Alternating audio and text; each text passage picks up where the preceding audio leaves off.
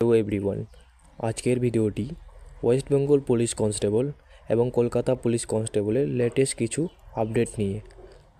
OBC সংক্রান্ত মামলা নতুন আপডেট কী রয়েছে, কলকাতা পুলিশ কনস্টেবল প্রিলিমিনারি পরীক্ষা কি 16 ফেব্রুয়ারি হবে, ওয়েস্ট বেঙ্গল কনস্টেবল পরীক্ষা কবে, পুলিশের সমস্ত রকম পরীক্ষার লেটেস্ট আপডেট নিয়ে আজকের ভিডিওটি।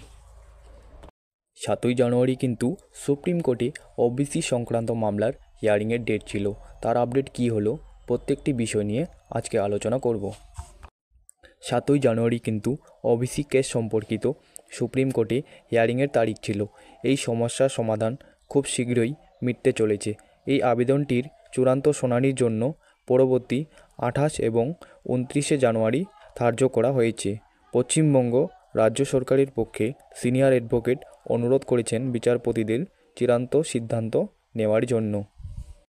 সুতরাং জানুয়ারির শেষের দিকে যদি এই মামলার নিষ্পত্তি হয়ে যায়, তাহলে পশ্চিমবঙ্গ পুলিশ পরীক্ষাগুলি খুব শীঘ্রই শুরু হতে চলেছে।